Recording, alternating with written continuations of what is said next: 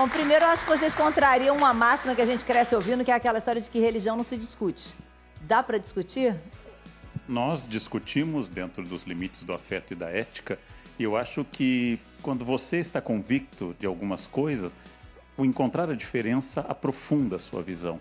Então, eu saio sempre enriquecido quando eu leio textos religiosos, eu pesquiso os santos, lancei Crer ou Não Crer com o Padre Fábio, lancei com Luiz Estevam um livro sobre santos fortes pela editora Rocco, trabalho com religiões, disse no jogo, quando ele perguntou como é que um ateu trabalha com religiões, eu sempre digo, eu sou um ginecologista homem, eu trabalho com o que eu não tenho, quer dizer, eu estudo um objeto que eu não tenho, isso é comum, como eu estudo outras religiões. A diferença talvez esteja no quadro que estamos mostrando do Michelangelo, que ele pintou no teto da Sistina, a belíssima cena da criação de Adão. O religioso acredita da direita para a esquerda, ou seja, Deus criando o homem. E o ateu acredita da esquerda para a direita, ou seja, o homem criando Deus. É só uma questão de leitura de um lado ou para o outro, não?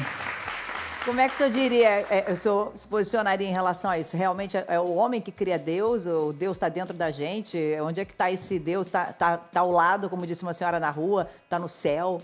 Eu, desde menino, eu acreditei como ateísta, por incrível que pareça. Que Deus mora em mim, que Ele é a minha instância que me faz refletir, que me faz pensar. Só que ela não crê nessa presença que lhe antecede. Eu sempre acreditei num Deus que me antecede em tudo, me dando capacidade de ser quem eu sou, me dando capacidade de amar, de pensar, de refletir, de criar. Então eu nunca tive uma dificuldade de conciliar o criacionismo, que é a perspectiva da fé, que coloca Deus na origem de tudo, com a evolução. Eu acho que ciência e fé podem caminhar de mãos dadas, e aliás, faz bem quando caminham de mãos dadas. Porque eu não preciso abrir mão da minha inteligência para acreditar no sobrenatural, na transcendência. A conversa com o Karnal foi absolutamente saudável, respeitosa, como ele mesmo disse, foi bastante afetuosa, porque eu sempre encontrei no Karnal um ateu muito honesto e que não perdeu dimensões importantes que eu considero como resultado da minha religião, que talvez eu não tenha alcançado como ele já alcançou. Eu não tenho a pretensão de acreditar que o religioso já alcançou os valores necessários para bem viver.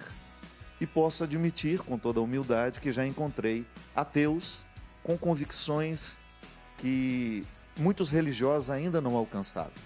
Convicções que se transformam em atitudes, Fátima. Porque a grande questão do nosso livro foi justamente isso, discutir o crer ou não crer a partir de uma antropologia que se desdobra o tempo todo em realidades muito práticas com as quais a gente lida.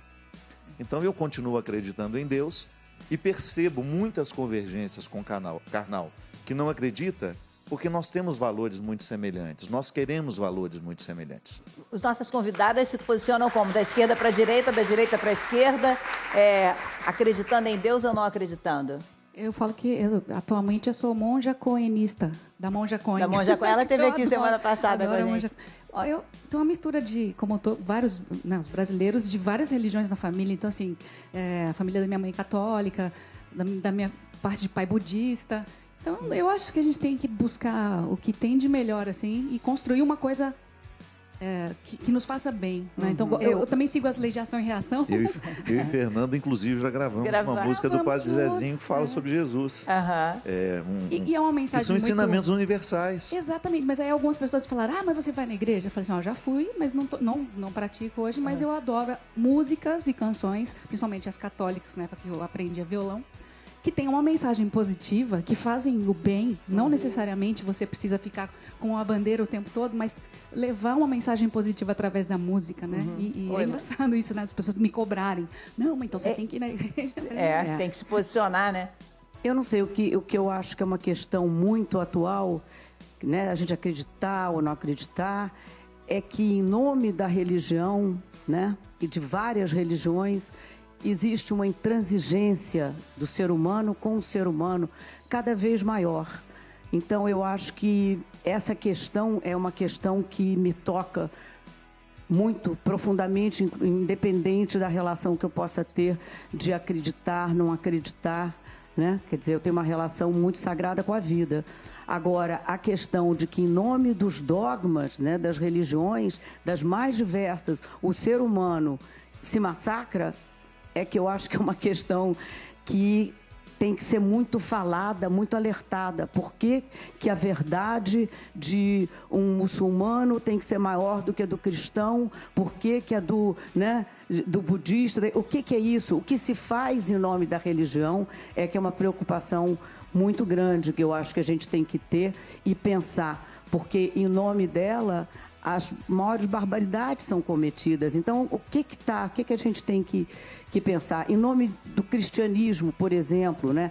Como que a gente pode chegar a uma intransigência tão grande em nome de uma pessoa, que seja que falou só de amor, de amar ao próximo, e em nome disso se desama tanto o próximo, se ataca Vocês chegam tanto. a essa discussão ali? Então, isso daí, para mim, são questões que são muito pungentes, muito importantes, né? A fé ou a não fé, né? E cada um vai lidar com isso da maneira que for mais, né, confortável, bacana para a sua vida, né? E para piorar a fala da Marieta, no sentido de tornar mais dura ainda, mata-se muito em nome de Deus, mas também se mata em nome do ateísmo.